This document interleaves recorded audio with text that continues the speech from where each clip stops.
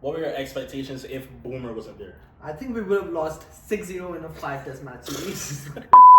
Welcome to Over&Out. Today we are here to discuss the Gavaskar trophy. And I think the first point to start would be what your expectations were before the series and what the result was and how shocked or not shocked were you. Look, personally, I thought we were going to lose 5-0. And when I say India was going to lose 5-0. Yeah. And I had that opinion because we lost the home test series against New Zealand. Yeah. We got whitewashed by 3-0. Yeah. So I didn't have a lot of faith in the team. And the expectations changed after the first test because we outperformed them completely in that test match, with Kohli getting 100, Bumrah showing his class again, and the Australian team just crumbling under pressure. What were your opinions? Yeah, as for me, I think that New Zealand series really did put some question marks for the Indian team. However, I will say, just given off the historical record that India has at home, I honestly thought they were going to retain the trophy, even if it was a simple 2-2 and then a draw in the game. I honestly, looking into it, did not expect to see India lose. So for me, it was I wouldn't call it an upset. Obviously, two giants within the cricketing world, but definitely a surprise in my eyes. I was a little more optimistic even after the home series. Like, I obviously was like cussing all around when they lost the whole New Zealand tour, but given that Australia was not that great stepping into the test series, they had a lot of like weak points as well. I was thinking maybe 3-2 or 2-1, just like how it's been for so many years in the series, 2-1. But yeah, while the series was going on and I saw India losing 2-1 in the series, I was like, okay, 2-2 and that's it. Like, they should be able to do the Sydney test, which they had it in their grasp. And I think one interesting point that I want to delve into is, where did India make mistakes at key points is what costed them the series, versus where Australia was bold and took advantage of India making those mistakes. So do you guys have any opinions on that? I think, I agree with you in terms of mistakes just being made across the board. I think at all levels, really, because if you even look at how Australia was selected, they had this big issue of, what's the top order gonna look like? You know, with Warner out of the picture, they tried this experiment with Smith at the top. Didn't really work. What are they gonna do next? They tried to bring in some young guns, McSweeney. You know, didn't really do the best, but you know, he had that 30 on in the day-night game. And then obviously Constance coming in, which I'm sure we'll talk about later. And then if you compare that to the Indian side, I think in terms of the selection, it wasn't the greatest in my opinion. I agree. I think even going on to that like fourth test onward again, we'll talk about Roy Sharma in the future, but in my opinion, what I didn't like was taking an informed Rahul at the top. And pushing him down to, 3 is not that big of a deal, but I think if you are a top order batsman, you find success at one position, you're going to want to stay there. And I think there was a bit of, I don't know if selfishness is the right term, but for Sharma to take himself and put him there when you already have a strong combination, given the state of the series. But on to you. Contrary to popular opinion, I felt that we were falling short in the bowling department as well. Because it was just Bumrah doing all the carry job. Because the biggest difference between the two sides was the first change bowler.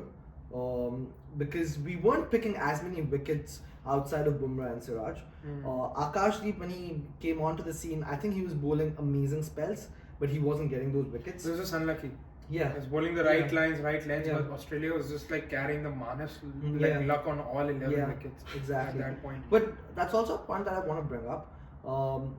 What do we think about playing Harshit Rana, making him debut in the series early on, than just persisting with Akashdeep? I know we won the first test match, but maybe we could have done a lot better with Akashdeep playing in the second test ahead of Harshit Rana. What do you think about that? I think honestly, again, I'm gonna combine this with the whole point of making mistakes at key points, because India had leads in 2 test matches at least where they actually could have at least drawn it or won it somehow.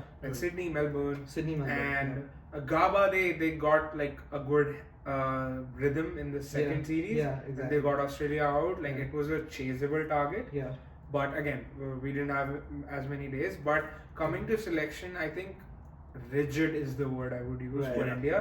That they carried that same thinking that they've carried for the last, I would say, 2-3 years. Right. Ever since like the coaches have traded places. Yeah. Harshit Rana, given the chance in first test, bowled, I think for a debutant, bowled good. Yeah. I think in terms of bowling, Yeah. they could have replaced Siraj Right. and could have brought in another player.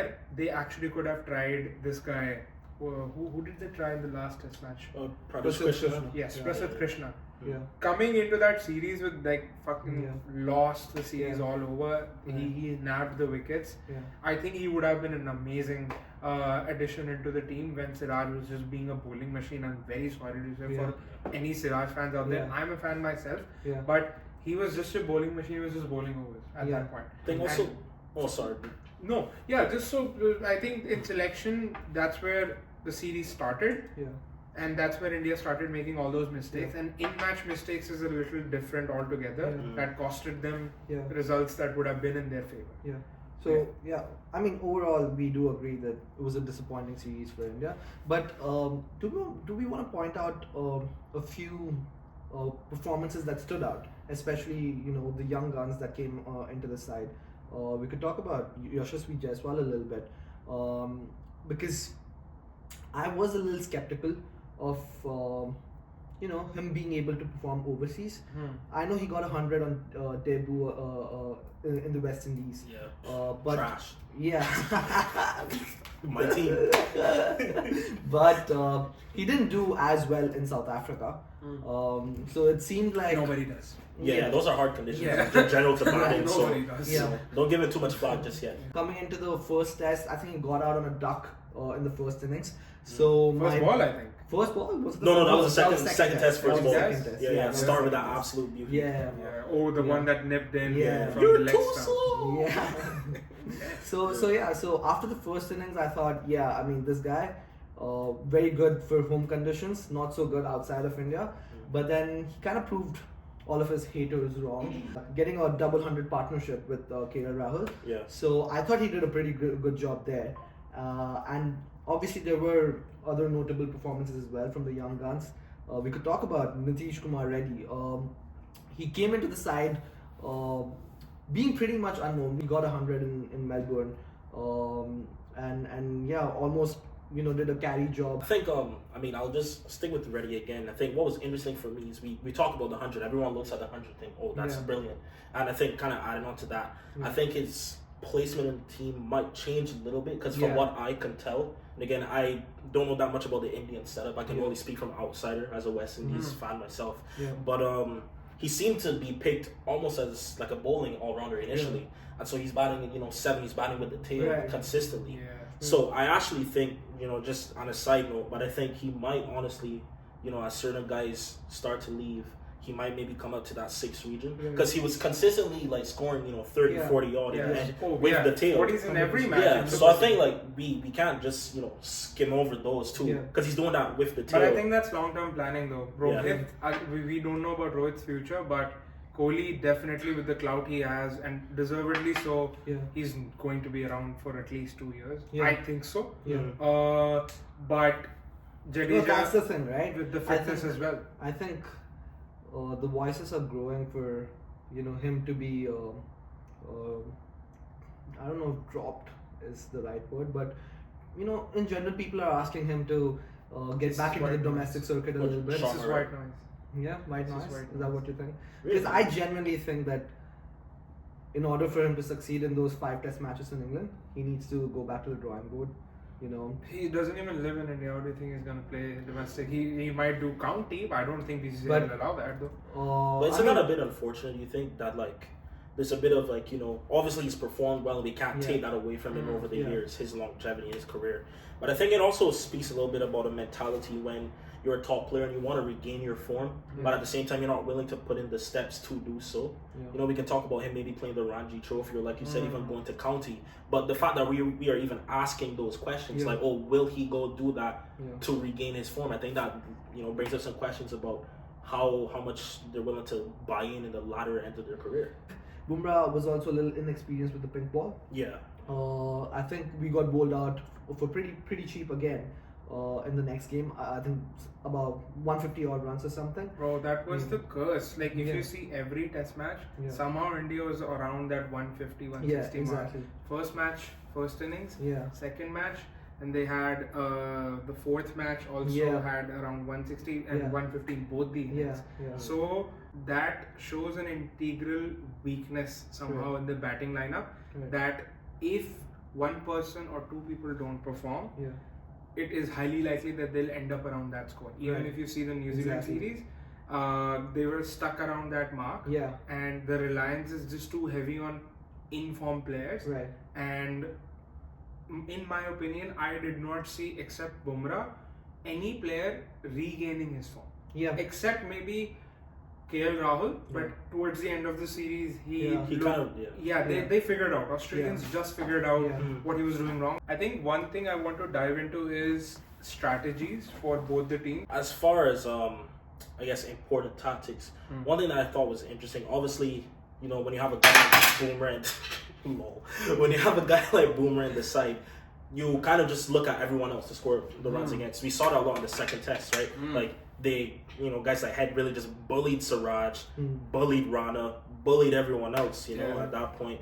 And I think also just, I don't want to get too much into Sam Constance, but when they brought him into the side, he had this mentality of, you know what, I'm going to attack Boomer. When you have a guy like that in your squad, it allows the rest of the batsmen to really breathe. They can really say, okay, we have this one guy, he really just doesn't give a, you know, we're not going to curse here, right? But he doesn't really care what the name is, you know, so at the end of the day, if you have one guy that's going to attack, it kind of gives some pressure off the others, and we saw that in the fifth test when Khawaja was actually able to get his, like, even in the fourth second test, good score. Yeah, he scored in the fourth test, got his 50, and you could see he was seeing the ball better. And like one thing that everyone pointed out was that everyone in the squad was so scared of Bumrah, rightly so. Sam Constance was like, I haven't faced the guy, so I have no fear.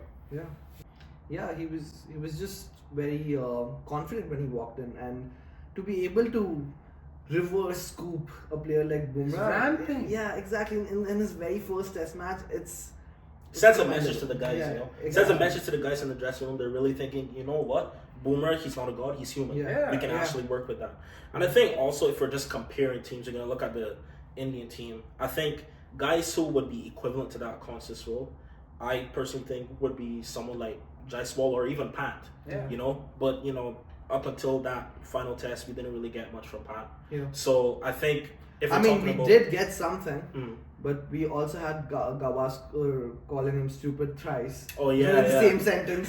So that was, again, it could be harsh, but the message was absolutely clear. You at that point where India was like that close to drawing that test match. You cannot play those kind of shots. 100%. Yeah, because like this happened even after, right? But I think he called him stupid in the first innings or something, and then in the second he innings, did the little and then in the second innings, Jaiswal and Pant were going absolutely fine. I don't think this has happened a lot in Test cricket history that you lose 7 wickets in one session and you scored like 50 something runs. Because it was a done deal. See again, key mistake by India at that point. Like if both of them, like one of them would have actually, okay, I understand the Jaiswal decision was a little controversial. In my opinion, it was out. But I understand the whole technology versus visual evidence. You have to go with the umpire's call. That was very controversial. But at that point, half of the job was already done. I don't think the other batsmen were able to survive the fiery attack. And what India did wrong in strategy-wise and what Australia did absolutely opposite was they were letting the new bowlers or the batsmen, the tail enders, face the bowlers. If you have Washington Sundar, you give strike to Siraj on the 4th ball. So that he survives 1 ball. But if you're letting him play on the 1st or the 2nd ball, I just don't get it. Like you have to play 16 overs. If Nathan Lyon and Scott Boland can do that on an almost new ball with Bumrah fired up and Siraj also sort of getting back into form somehow, like, and they can play 100 balls and do a 50 partnership, so can you. You have more experience. These were the points where India made mistakes. They were very traditional with their approach, and it looked like they were very reactive than proactive. And I think also to that, I still, even though we, you know, kind of admonished Pant a little bit for that shot to Mitchell Morris in that one test, I think at the same time, right, if I had to play devil's advocate, you mentioned India being a bit too reactive rather than proactive. Yeah. There was a state of that game where, you know, maybe India could have possibly snatched victory from the jaws of defeat. Maybe, I'm just saying mentally, that might have been something Pat could have been thinking. And do I still think it warrants the shot? Not necessarily, but I can at least give some credit in the sense that it wasn't necessarily that the whole team was thinking it in such a negative light. It's just, however, when you're playing in such a negative zone, I guess, for so long, the team's kind of at a state where it's like, you know, just draw. You have one guy saying, you know what, no, we can win this, and it messes up. All of a sudden, he's looked at like he's the villain. So I think they kind of have that context of it. He was also probably drawing inspiration from the last tour back in 2020 where he helped draw the Sydney test and then helped win the GABA test. Yeah, win the GABA test. Yeah. So I think he was trying to get that approach in. But I think in this game, it was a lot easier to just draw it out than go for the win. But are we not going to talk about the Kohli Jaiswal run out that happened in the first innings? Oh my god. Yeah. I saw the highlights, I didn't see the actual thing real time. That changed the game completely. Yeah. 100%. They were set. Both of them were seeing the ball like a football, and it was Jaiswal's call anyway to run, and Kohli's as fast, if not faster than Jaiswal. And he's always eager to like get off strike, but it looks like he didn't want to be on strike. And he just said no, and he didn't look at it. And Jaiswal was there, standing with him. And then 5 minutes later, the night watchman walks in and he's out as well, and suddenly we've gone from 150 for 2 to 160 for 5. Exactly. But I think that's also the mental side of things too. When you have a guy like Kohli, and you know things might not be the best for him in this in that series. So I think part of him, he was almost maybe like switched off a bit, because like you said, Kohli's really fast. He's one of the best guys between the stumps. If we're being real here. So I honestly thought that was a very it's unlike him in my opinion. I would imagine him to be a guy that's eager to run. I can understand at the state of the game, you know, you're trying to, you know, end the day's play with 2 set batsmen. Maybe he's thinking, oh, no need for, you know, quick singles. But I think at the end of the day, I personally think he was wrong for that. Speaking of other things he was wrong, though, you guys want to talk about that shoulder bump? Yeah, I mean, I'm with Kohli. Bro, let me take this laptop from you. You only ask Kohli notes on this one. You're not invited to the next episode. No, that's not true. I think it was disrespectful.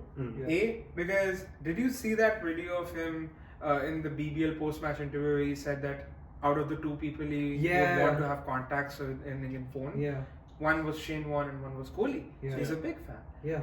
I get it that he's got the momentum, so you're trying to rattle him up. But you looked stupid because he ended up scoring 60. Then you got banned and fined, not banned, but like the demerit and the fine short. Like it doesn't hurt you one bit.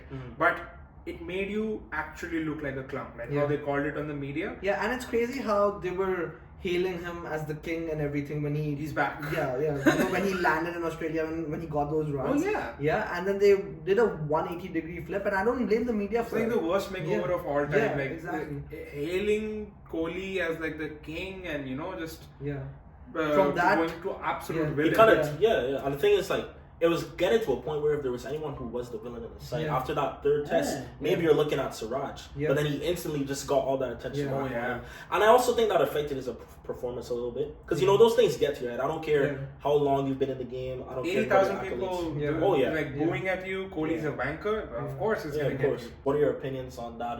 You know, McSweeney drop and bringing him in. Obviously, it was successful. I think that's where it changed. The tides changed because Australia could very well see that they also have a loophole in their opening. They have a weak spot, just like India does.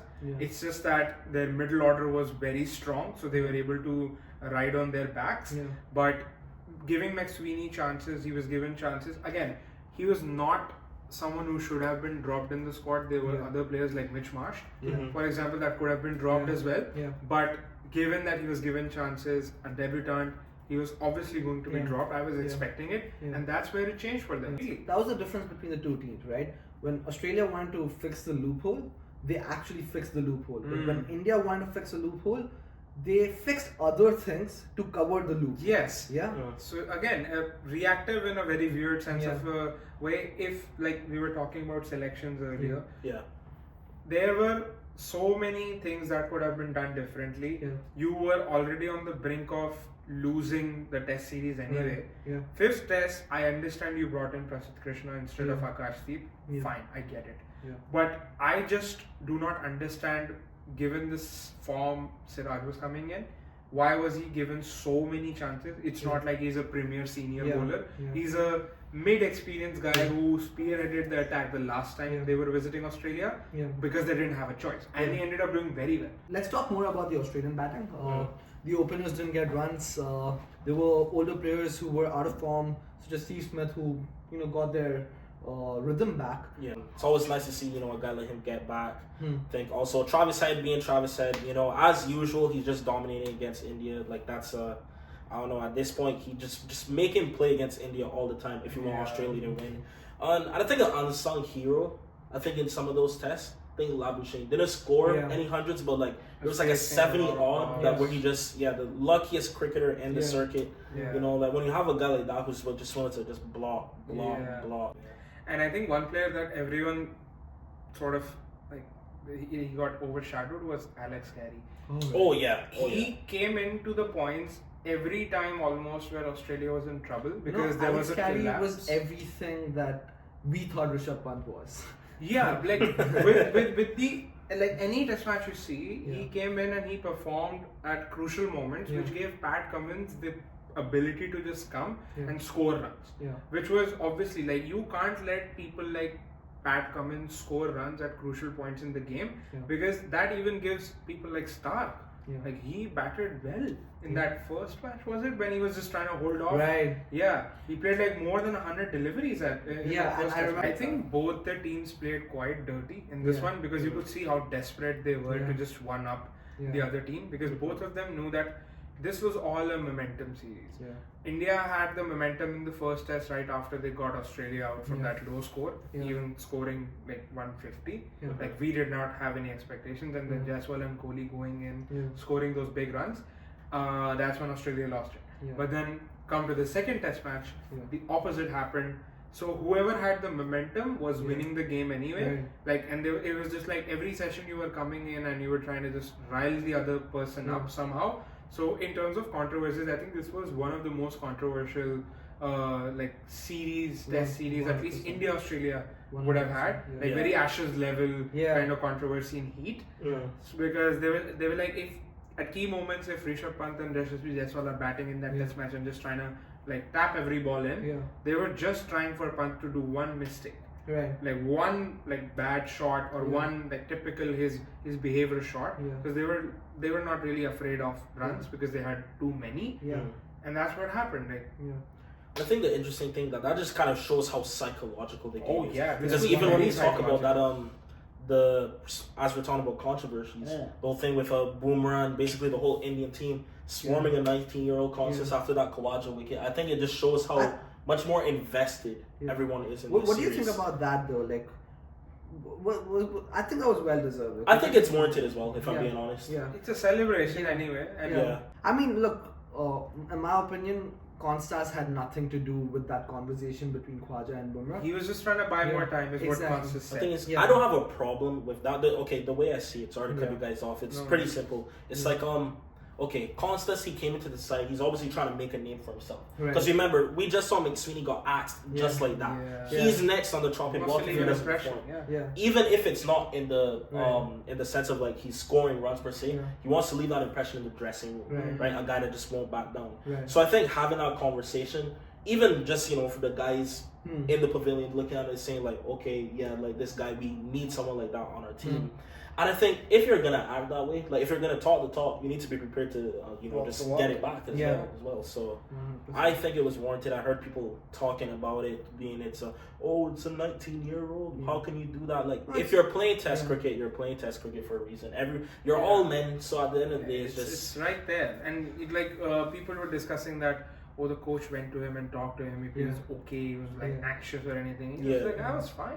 I was trying to buy time for Khwaja, unlucky that he got out, all credit to Bumrah. But I was absolutely fine. As he was when the whole bump thing happened. Yeah, exactly. Yeah, he ramped Bumrah once again after that bump. So who cares? You guys think about Yashasvi Jaiswal switching the bails. in the middle of the innings. Oh my god, yeah. Siraj And then did Siraj that as also well. did the same Yeah. thing Yeah. and Minus put it back on. Just the mind games, man. Yeah. And I think Mitchell Stark went up to Yashasvi Jaiswal and he was just like, Are you that superstitious? Do you not believe in your skills? He was like, I'm here because I believe in myself, something like that. Yeah. Yeah, I think this was a little too dramatic and the people enjoyed it a lot. So dramatic. What do you think about Kohli looking at the crowd and telling them? I thought it was cheeky. I Yeah. personally, okay. To be honest, we're getting a bit beyond the whole BGT thing. Yeah. But the way I see it is, I think it's warranted. Aside from the whole mental thing of clearly Kohli's rattled by his lack of performances, the crowd being loud, on the verge of losing.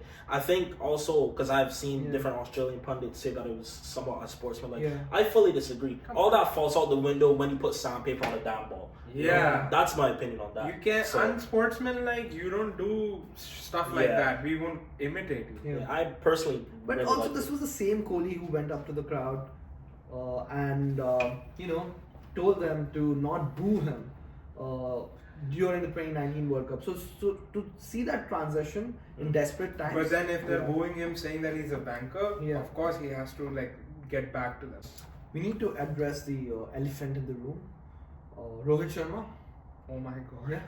you can't say that, man. Oh, that's You're gonna get us cancelled so hard. Oh man.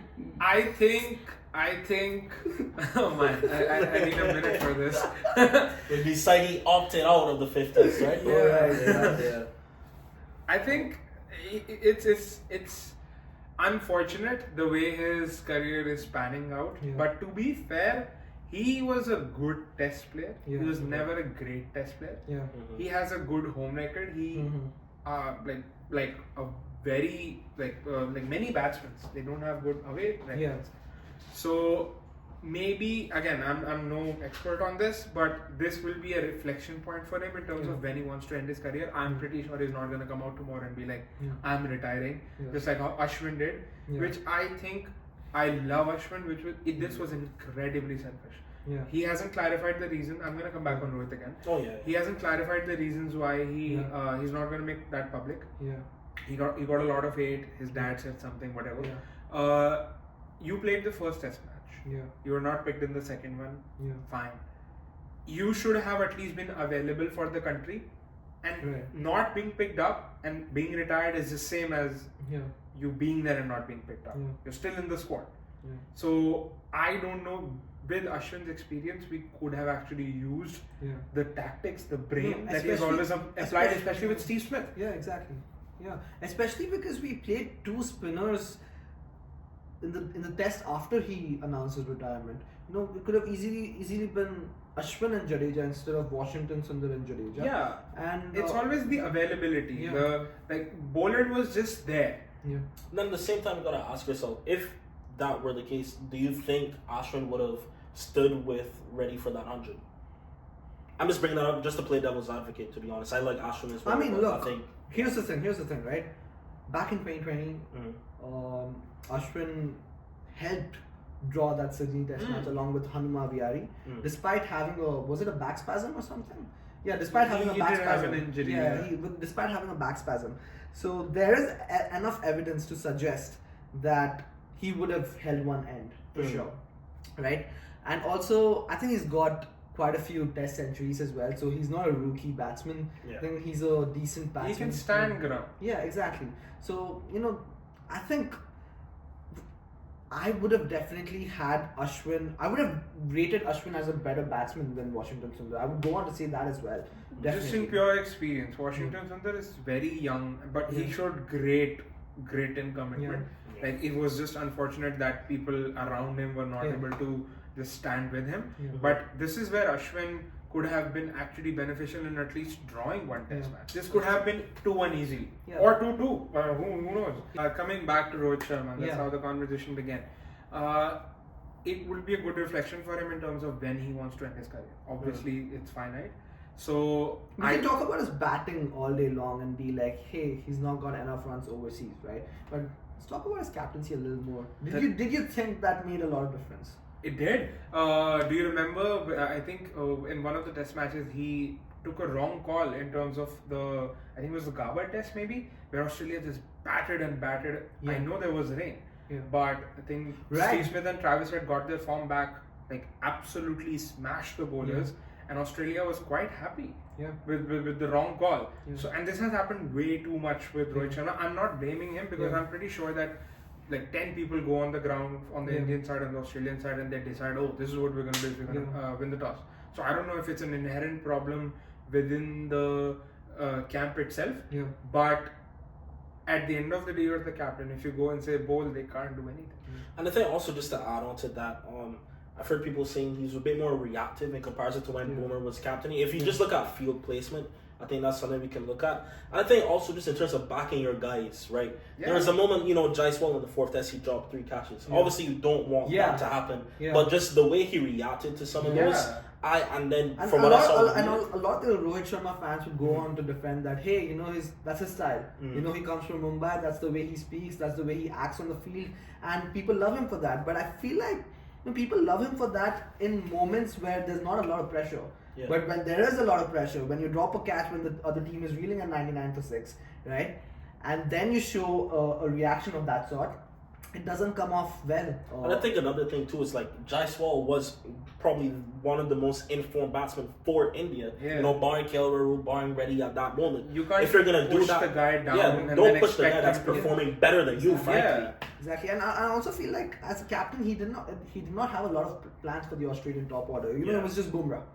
What do we do after Bumrah? Bring Bumrah back again. And what do we do after that? Give him some rest and bring him back again. There came a point where he was like, I am not able to put in as much right now, so I'm done. Like my fuel's out. And that was the difference as well, right? If you look at the second innings of India in the Melbourne Test, where the lower order started batting, the Australian captain Pat Cummins set up an entire village around the Indian batsmen. But when Scott Boland and Nathan Land were batting for that partnership, the whole field was wide open. It's like they were actually giving them the opportunity to bat practice at that point. Exactly. And I saw a tweet somewhere that this isn't as bad a pitch to bat on as Scott Boland can bat so many balls.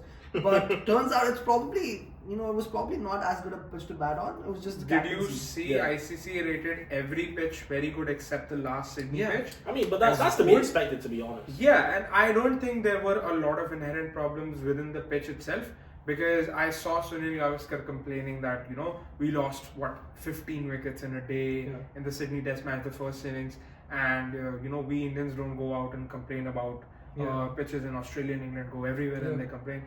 I mean, as I said, you deal with the cards you got played. India is they curate pitches like crazy, and it backfired on them in the New Zealand series. But I think also just to add on to that, if you look at just not even just Test cricket as a whole, just cricket as a whole, when you look at how it's been, generally speaking, it's just been progressed to be a very batter oriented game. Right. Obviously, again, outside of the BGT, let's look at England versus Pakistan, right? That first test, absolute road, right? And we're seeing that more and more across, we're just getting more batsman-friendly pitches.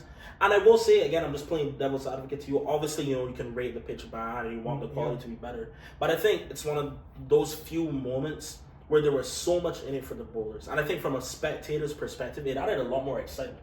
Like, me personally, right? If you have an exciting test match series, right? And you want to ask yourself, what do you want to see more? You batsmen scoring hundreds all the time, and you're getting draws because teams are putting up 600. You're not gonna chase that. Or do you want to see wickets falling, tension rising? From a spectator perspective, I don't have a problem with that. And it's rightly said that you win any series by bowlers. Be it a cup, be it a series, you can have the greatest batsmen in the world. Statistically speaking, if you have an average bowling side, you'll never win. So, we talked about guys like, Sharma, we talked about Kohli potentially, going to county, playing Ranji, whatever the case may be, to regain form, Ashwin retiring. Essentially, there's an old guard of Indian, let's just call it as legends, right? Okay. We're getting to a point where we're getting to the latter end of the career. So what I wanted to ask you guys, because as a cricket fan, obviously I follow the Indian international team, but I don't follow much of the domestic circuit, barring what you guys have in the IPL. So I just want to know, in your opinion, right? We already see names like Jaiswal already coming up, but in the circuit that you guys have, Do you think there's anyone that could come up and replace those guys? Because let's be real, they are going to be on their way out in a couple of years, maybe even sooner if you're Rohit Sharma. White ball, sorry. Go ahead. Yeah, look, Kohli is irreplaceable. He's going to play till 2050, alright? Yeah, I mean, look, go ahead. Yeah. I think for white ball at least, we have a solid number for it with Shreyas Iyer. Yeah. He has had tremendous ODI World Cup. His form in domestic cricket has been impeccable. Yeah. There were some issues around discipline and stuff with his domestic circuit, and he was not given the BCCI contract. He came and got the IPL trophy, and then and I think he was awarded the contract later. Yes, and he also won the Syed Mushtaq Ali Trophy, which is a prerequisite to IPL. Yeah. So that's the thing, right? I think we've got a lot of young superstars coming in white ball cricket. Talk about Nitish Kumar Reddy, Tilak Verma, Sanju Samson, not young anymore, but he's getting Arshdeep chances Singh. now. I love him. I have Ravi Bishnoi. I think white ball cricket is not a problem for India. Like that future is very safe. Yeah. In terms of red ball cricket, I would say two people that are right off the bat might just be retired in the next 2 to 3 years would be Kohli and Rohit. I would be surprised if Rohit is back to the BGT series 2 years later. Kohli just might be able to do that. These are the two players that I can think of. Mohammad Shami maybe, but he's been so injury prone that I have forgotten the last time he played a test match. But yeah, batting wise, number 4, Shreyas Iyer could just be an option. He's not very well tested in test cricket, but he's shown like glimpses, great instances of him stepping up when it matters. Except him, there was a lot of talk around Abhimanyu Iswaran, who was actually taken into the India A squad, but he performed horribly against Australia A. He's one of the batsmen in Indian domestic cricket who's had one of the highest averages ever. And he was taken with a lot of promise with Rohit Sharma not being present, and he could have actually been given the chance to open. There was a lot of rumor around that, but he just did not perform. He got out in like single digit scores. One person that I am very, very, very positive on is Dhruv Jurel. He will do great. I can write that. So yeah, that's the thing, right? I think we have a lot of names. We have Dhruv Jurel, who first stepped up in the home series against England. And then he was picked for the first test against Australia in this BGT. Didn't do much. And then we have Padikkal as well. We have Rajat Patidar. We have... Rajat Patidar is not that young though, is he? No, I mean a new name, a fresh name. He's not young. Again, there are just too many options. I can make an India C11 out of all these players. Exactly. There's a lot of options, but the thing with these players is that they seem to be showing a lot of promise in home conditions, but when it comes to away conditions, take because they don't have experience. That's why. Yeah, but I mean that is it's a catch-22. How are you going to gain experience overseas if you're not selected overseas? There's just a problem of plenty with the Indian squad, and what I'm very worried about for the future is the transition period. Australia has never, ever, ever, in my opinion, looked weak or clueless or hopeless even after that sandpaper incident. I understand that they lost the ODI series and everything, but they went for the Ashes, they competed, they did the draw, and World Cup was okay for them. I think they lost in the semis, if I'm not wrong. And they never looked hopeless. Even right now, 10 out of 11 of their guys were over 30. That is a crazy number. But the thing is, too, you say they never look hopeless. What do you think is going to happen when they eventually transition? Because all of those guys, they're around the same. I don't think there'll be a problem. Because did you see how Bo Webster performed? With the ball in the back. But he is in that 30 category. No, that's the thing, right? Sure. That's the thing, right? This is what I believe about transitions. There's always that one player who acts like a glue. And it was Steve Smith back in 2010s when Ricky Ponting and all of those people retired. Steve Smith was carrying a better old guard than that. Yeah, exactly. Now, I feel like as Steve Smith approaches the twilight of his career, I think Travis Head could play that role. He's been doing that really well. He's not just been performing against India. He had an amazing ODI series in England as well. Yeah, that's just the meme, exactly. So he is the next generational talent. I don't think Australia is ever going to face a problem. I think this is a good cue for us to put a pause in the conversation, end it, and it's been wonderful talking to you guys. Over and Out.